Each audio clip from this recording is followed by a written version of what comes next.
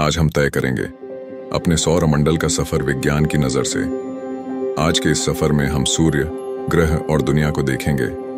Cosmos की कहानी जो कि शुरू होती है छोटे कण से लेकर और जाती है दूर विशाल ब्रह्मांड तक।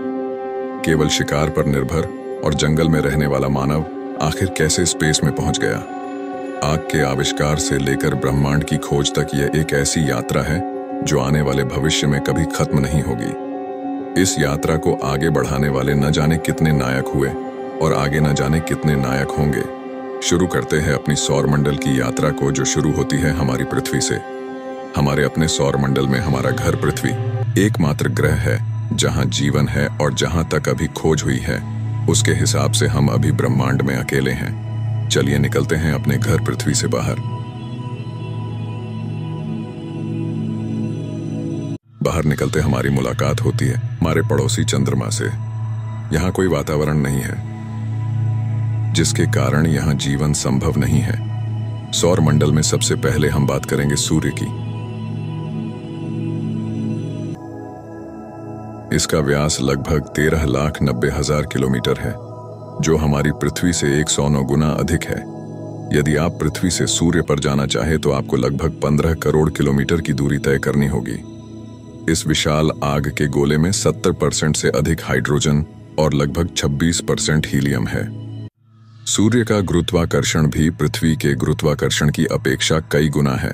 इसका अंदाज आप यूं लगाइए, यदि किसी वस्तु का भार पृथ्वी पर 1 किलोग्राम है तो सूर्य पर उस वस्तु का भार 27 किलोग्राम होगा। सूर्य से अब हम आगे चलते हैं। अब आपकी मुलाकात होगी बुध से। बुध ग्रह जो कि चंद्रमा से थोड़ा ही बड़ा है, यह सूर्य के सबसे नजदीक है और हमारे सौर मंडल के 8 ग्रह में से सबसे छोटा भी है।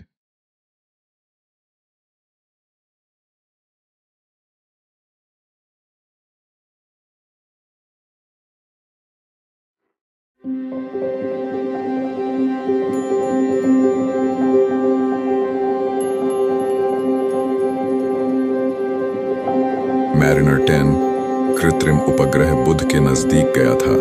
मैरिनर 10 के द्वारा भेजी गई तस्वीरों से ही इस बात की जानकारी मिलती है कि बुध ग्रह पर कई पर्वत और मैदान हैं।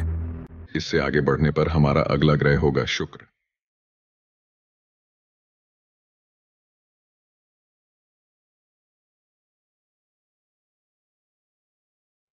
जहां ग्रीन हाउस गैसों की भरमार इतनी ज्यादा है कि यह एक नरक बन गया है।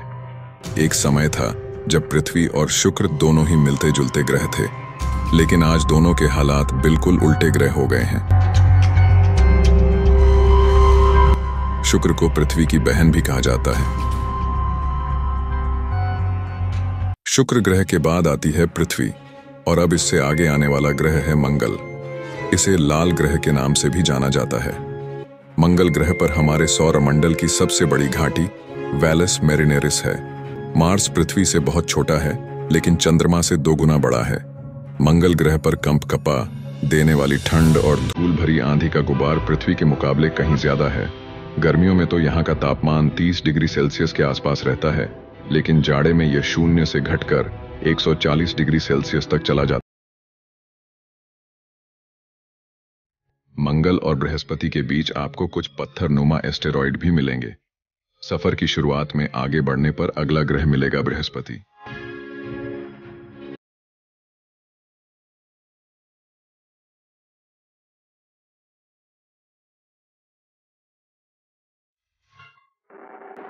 यह ग्रह इतना विशाल है कि सौर मंडल के सभी ग्रहों को यदि आपस में मिला दिया जाए तो भी उनका भार कम ही होगा। बृहस्पति पर एक बड़ा सा तूफान है जो सदियों से चल रहा है।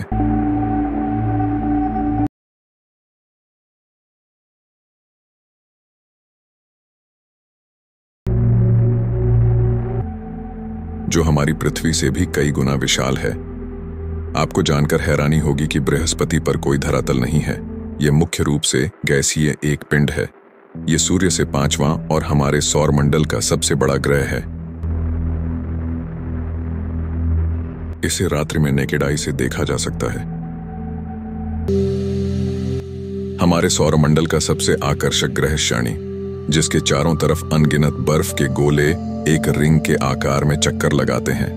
शनि ग्रह पर वायुमंडल उपस्थित है।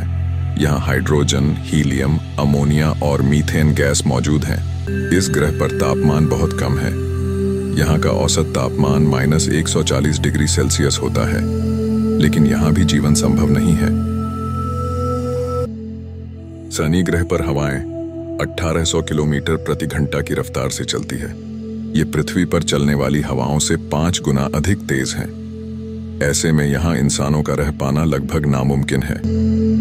शनि ग्रह का चुंबकीय क्षेत्र बेहद ही शक्तिशाली है।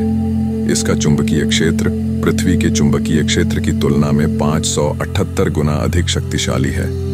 इस ग्रह का मौसम सूर्य पर निर्भर नहीं करता। आगे बढ़ने पर हम मिलते हैं यूरेनस और नेपच्यून से। दरअसल इन दोनों के बारे में हमें सबसे अंत में पता चला। इन ग्रहों के बारे में हैरान करने वाली बात यह है कि कहा जाता है कि यहाँ हीरों की बारिश होती रहती है। हीरे की बारिश सुनकर आप इसे पृथ्वी पर होने वाली बारिश जैसा मत समझ लीजिएगा, जिसमें जलवाष्प वायुमंडल में इकट्ठा होकर ठंडे होते हैं और फिर से पानी के रूप में बरसते हैं। यहाँ ऐसा नहीं है। यहाँ पर ये हीरे एक वैज्ञानिक प्रक्रिया के तहत बनते हैं। मीथेन गैस के कारण ये दोनों ग्रह नीले दिखाई देते हैं। जैसा कि हम जानते हैं कि मीथेन में कार्बन होता है, लेकिन इन ग्रहों पर वायुमंडलीय दबाव बहुत ज्यादा है। इस कारण मीथेन से कार्बन कई बार अलग हो जाता है और भारी दबाव के कारण ये क्रिस्टल बनने लगते हैं जो एक हीरे जैसा होता है। अगर हम इस ग्रह पर मौजूद रहे तो यह देखने में बिल्कुल एक हीरे की बारिश जैसा लगेगा। ये एक ऐसी बारिश है जिसे हम देख नहीं सकते हैं, क्योंकि यहाँ के वायुमंडल में भारी दबाव है। इंसान यहाँ इसी कारण कभी नहीं जा सकता।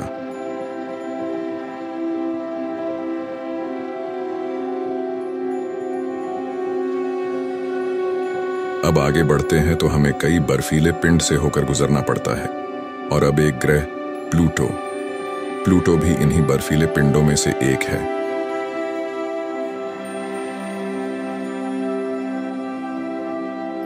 इससे और आगे की जानकारी जुटाने के लिए हमने अभी तक जितने स्पेसक्राफ्ट भेजे हैं, उसमें से सबसे अधिक दूर जाने वाला यान है वॉयेजर 1।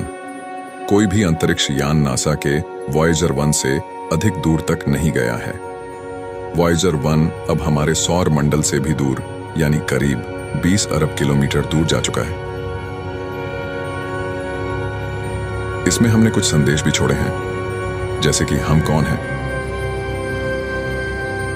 आज से 40 साल पहले 1977 में अगस्त और सितंबर महीने में अमेरिकी स्पेस एजेंसी नासा ने 2 अंतरिक्ष यान धरती से रवाना किए थे, जिनका नाम रखा वॉयेजर 1 और वॉयेजर 2।